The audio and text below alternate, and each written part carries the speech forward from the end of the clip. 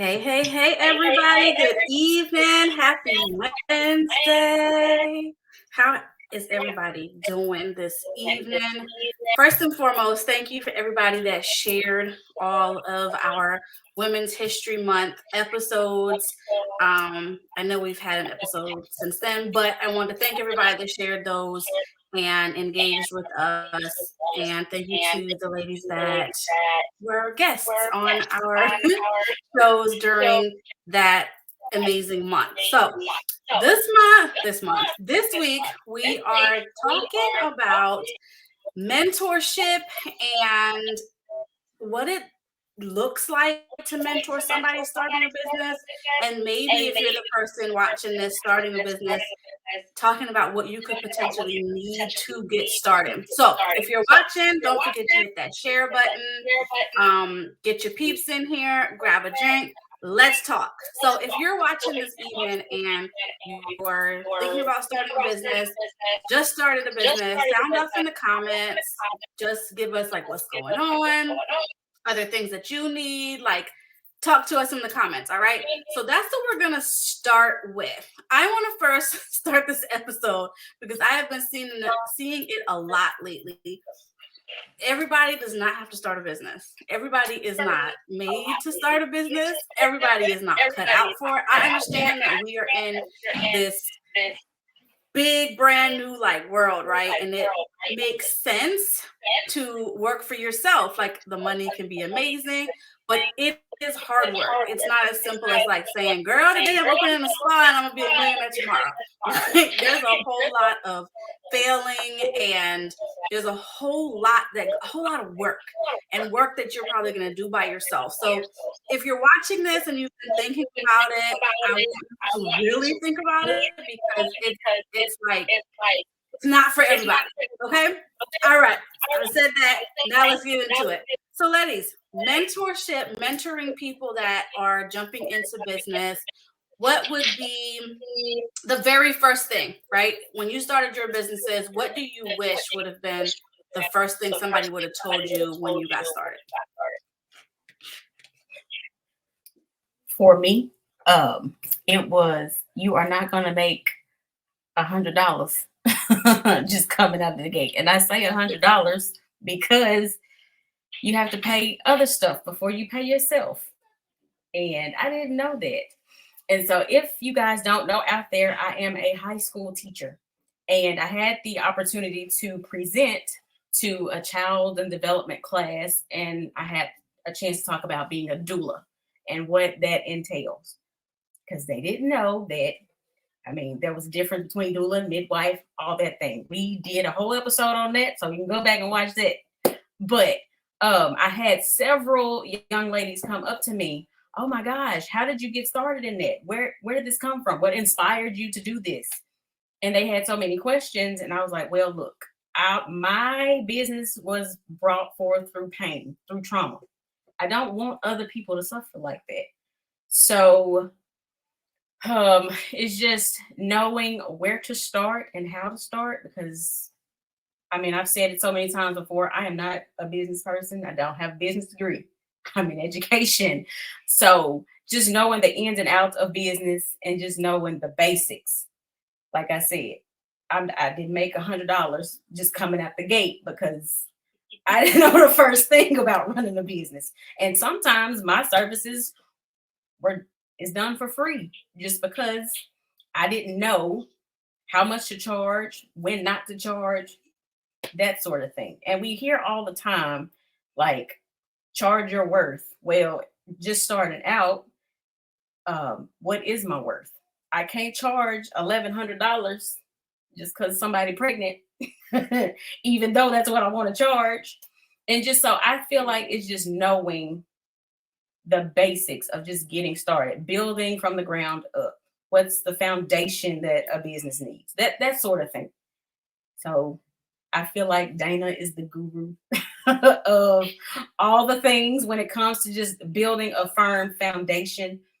Like, what do you see? Because I see with your kids, your little mompreneurs, how did you instill in them from where they are now, just starting their business? What was the first thing you taught them? So I'm gonna back up just a little bit because I do like this topic of mentorship. Like, first and foremost, I think that it's crucial that everybody has some type of mentor, coach, however you want to define that, right? Because I don't care where you are in the streamline of your business, your growth, there's always somebody that knows a little bit more than you do. And because of that, it is crucial that you tap into people that have already walked the road. So I generally say this a lot, like, you don't follow my footsteps, but get inspired by my path. And the reason I say that is because I feel like there's not a cookie cutter blueprint for everybody to walk, but I do feel like that there are some foundational things that like are crucial, and depending on what your business is, depending on what your field is, those are just basics, right? So just for example, let's take my kids. First and foremost, they are in an age of social media, right? So there came a place at their age that I had to say, okay, I want the safety of my children. There's a lot of predators, there's a lot of craziness that's going out there. But also, if they're going to build a business, what makes the most sense, right? So if we're really going to push for this business, well, social media is free, and social media is where people hang out to figure out what they want, right? So there's certain foundations I think that across the board are going to be the same, right? So what is your marketing plan? Do you have a business plan? Right? I think a business plan is something that people ignore so much, and it's like, you didn't even have a blueprint as to where to go. What you mean? Of course you broke. You didn't know how much anything was going to cost. Like, you didn't even have an estimate, right? And so sometimes I think a smarter way might be, I need to put off actually launching my business until I have this much set aside, right? Sometimes for whatever reason, we use business finances different than personal finances, right? Well, if you don't charge up everything on your credit card, you can't afford that purse, baby. So if at this point you can't run a business, right? And so through COVID, at least in our area, there are so many small businesses that shut down, right? They didn't make it through that. And even when we opened back up, they couldn't revive because they didn't have some of those basic building foundations. So I really, really feel like, get educated from that standpoint, find somebody that has already walked that path and see what they did to kind of get there, and see how you can kind of hone that into your field. And you might also even get inspired from people that are in completely different fields, right? Because you can kind of compare and then designate how you want your journey to look.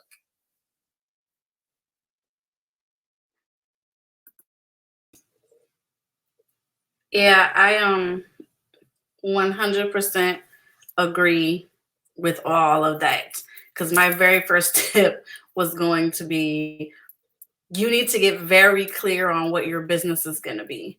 I think that I know Dayna has said it before. We've talked about it in several episodes where we can go like, 1 month we're like, oh man, I'm going to add this, and then I'm going to add this, and I'm going to add that, and then you have no direction, and then you're ready to throw the whole idea away and start on something new. You need to get very clear about what it is that you want to do, where you're going, how you're showing up. Because like Dayna said, if you don't have a direction, you're going to be putting money into places that makes no sense, or ends up having you go broke, or you're putting everything on credit cards. Like, direction is important. And it's going to be hard because, like, hearing that, some of you may be like, but this is a really great idea and I just want to run with it. Yeah, you got to have the business plan. I mean, if you were going to ask, if you're trying to do brick and mortar, maybe not online, and you were setting up some kind of storefront, you would have to go in and probably get capital from somewhere. And a bank's not going to hand it to you unless you can show them like this solid plan that they're going to believe in, because they're investing in you by giving you this loan. So even if you're not going that route and you're being just in the online space and you're working from your home, you still need to treat it as if you were going to somebody and saying, hey, I want you to invest in me. Because maybe down the road, you'll look for sponsorships, or you'll look for somebody to invest in you to expand. And if you're just like, just give me the money and we'll figure it out, nobody's going to be willing to do that. So you need to do the hard piece. And yes, like Dayna said, maybe it means you have to wait an additional 6 months to get started. Then you do that. My next thing after that would be piggybacking off of having a mentor or a coach or somebody, like interviewing them. Just because you love them or they inspire you doesn't mean that they're going to be the best fit for you. You want to make sure you have somebody that ticks like the boxes for you. But my thing would be that's going to give you honest feedback, because a lot of times we pick people that we know or make us feel comfortable and are going to mommy or daddy us through this experience. But you want somebody who's going to be like straight up 100 with you about whatever it is. They're going to support you, but also just be honest with you about, how maybe you could improve on something or why that might not be the best route. It's going to be respectful and you have to be open to hearing it, but you want that so that you can make the best decisions, especially getting started and when you come across conflict or any kind of bumps in the road.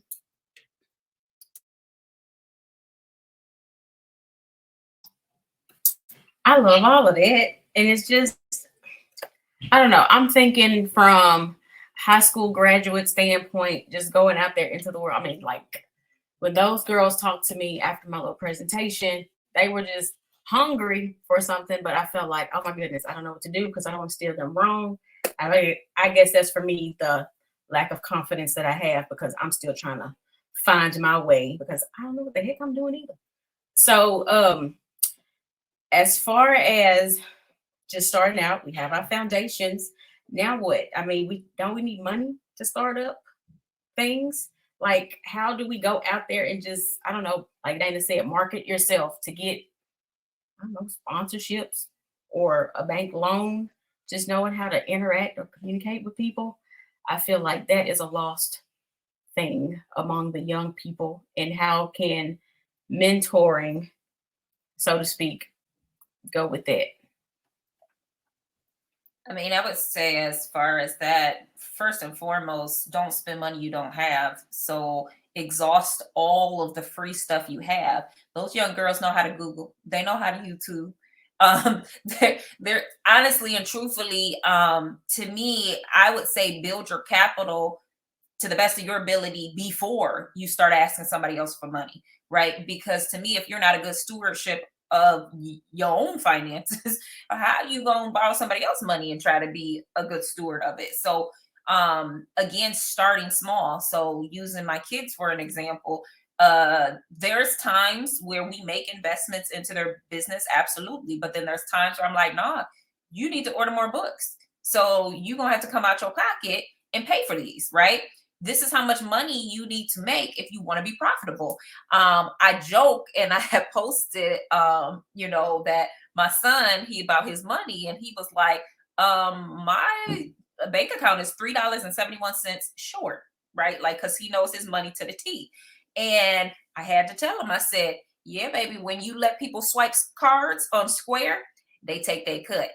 It sucks, don't it? Right? Like, so you didn't get your full pay, but they had enough to be able to compensate for that, right? So it wasn't like the $3.71 was going to keep them from being able to progress in their business. So to me, I would first and foremost exhaust every possible thing that you can free. And I don't know how it is, where you guys live, but there's even like my last networking event, we talked about funding. Just for being Black, you can apply for certain grants and certain things. Just for being a woman, you can apply for certain things.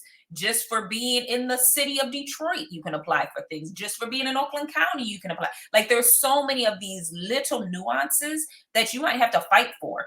And I think about, like, even maybe you are a young person and you're like, I want to go to college, but I don't have anything saved and my family don't have anything saved.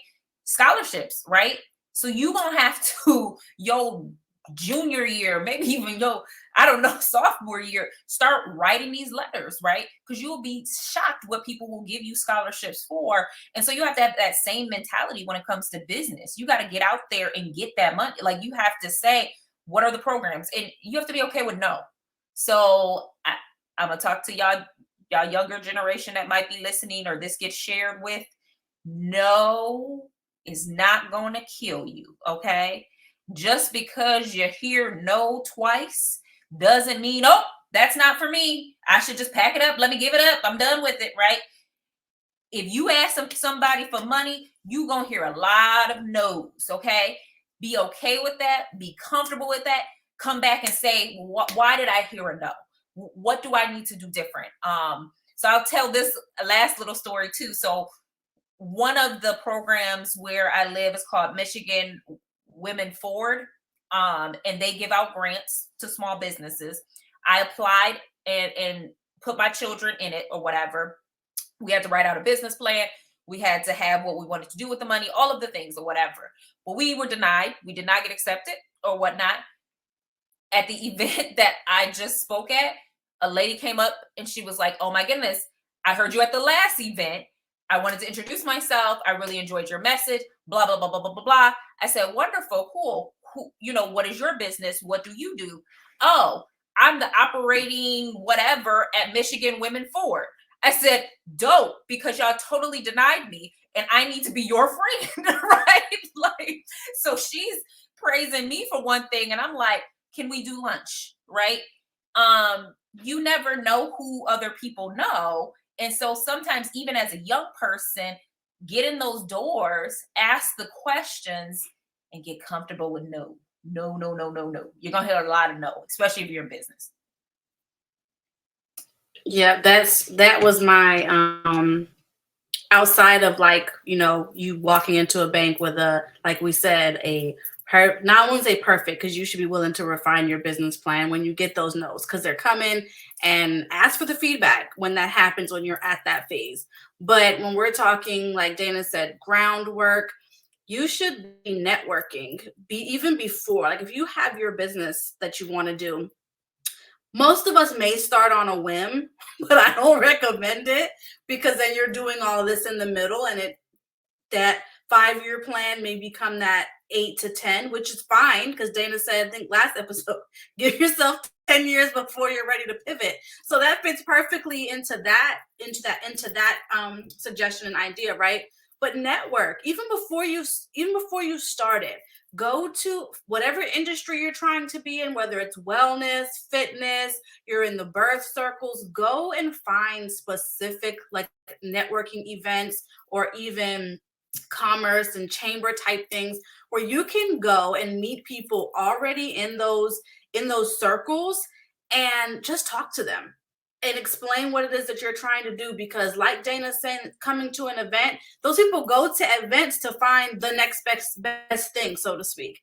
And so if you're talking to somebody and you're like, hey, this is what I'm trying to get started, if you have your business plan, you have your direction, and you're speaking, they may be like, you know what, we're looking to invest in somebody. Or you're going to run across somebody who knows of a program because they've been in it, and they're like, you know what, you need to sign up for this grant, this government situation. So networking is going to get you in those doors that you need to be in, at those tables, even before you start. I know we've talked about networking before, and we talk about it in the realms of once you're already in business, you need to constantly be creating leads and customers and getting your business out there. But this is something that you can do even before you even have your LLC, your license, whatever it is that you need, because there are always as many people who are unwilling to give you their secret sauce. There are people who are waiting to talk to you, talk your ears off, give you all these opportunities. So take those opportunities. If you know where you want to go, you have your direction, the next thing you should be doing is surrounding yourself with people already in your industry, already, doing what it is that you want to do, and then speak with them. Just tell them straight up, because they know things, they've been there however many years, and they can point you in the right directions. And like Dayna said, get you the free money, get you in front of people who are looking to invest, and then you can get started. But you network once you started your business as well to continue that capital if it's something that you continuously need, which most people do. And I guess just to wrap this up, I like how both of y'all said, like for the networking and just for no means, not right now. I take it a little step further and just say, let's not do the instant gratification. we know we live in this microwave society and our businesses are gourmet. So we don't want that instant gratification and just thinking that we're going to be millionaires overnight, especially you young people, because y'all try to be TikTok and YouTube stars overnight. And take your time, baby. Take your time. And just be mindful of what you put out there. Because I know in the beginning, Dayna mentioned social media. That's a big problem. And like her networking event that she had she put something crazy out there, I'm pretty sure this lady would have probably steered clear from her. So be mindful of what you have out there, okay? That's just a little tidbit for me. So yeah. I did want to also kind of hop in on that a little bit, because I will say this younger generation, I don't know if they realize it, but they have such an amazing advantage and opportunity because of things like social media, right? Like I joke with some of my girls that I mentor, and they're, in their almost 30s, like they're in their 20s, but maybe late 20s, and they'll make comments or they'll post certain things, and I'm like, you can literally be at the corner store with a lollipop and post it and you'll get 10,000 likes, right? Like, because your generation, that's how they consume, right? Like they respect a person that they know or an influencer that's their age and looks like them more than they do a billboard, right?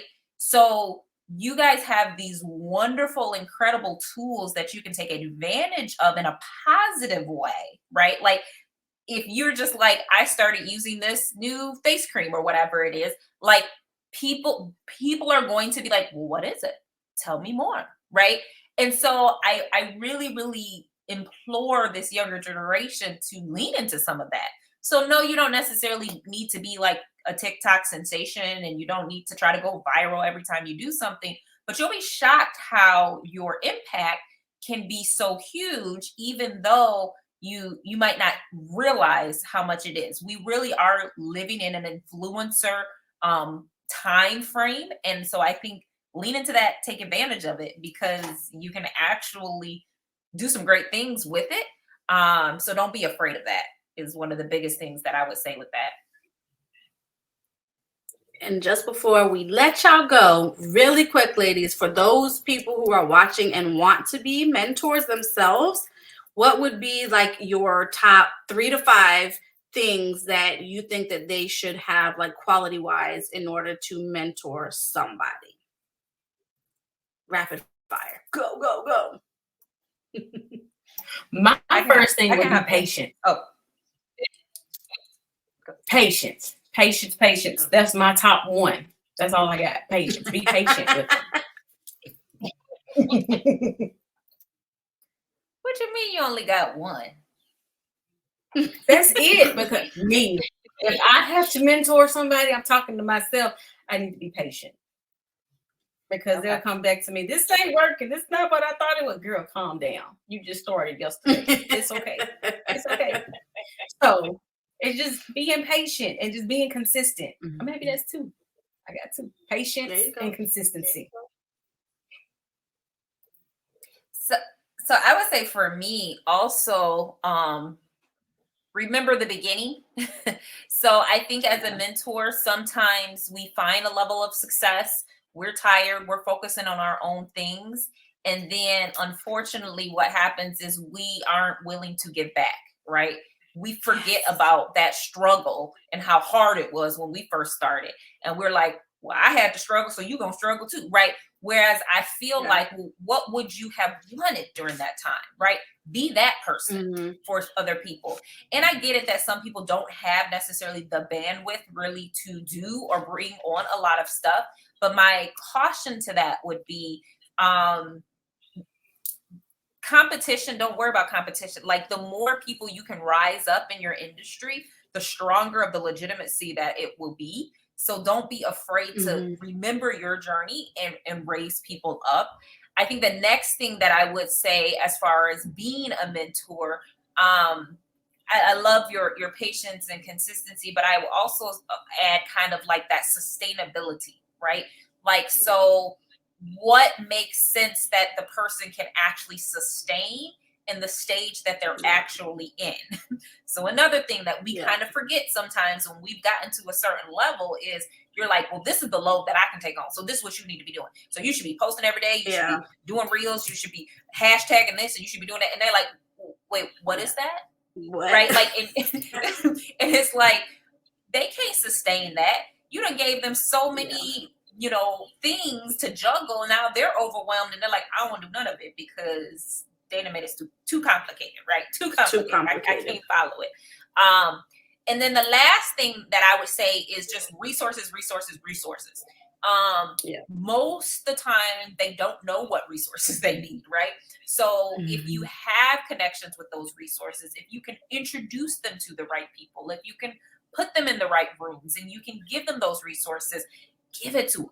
There's so much free stuff on there that maybe you had to take, you know, hours and hours and hours and hours to research and figure out and stuff, but now you figured it out. So save that other person hours and hours and hours of research and give them those resources.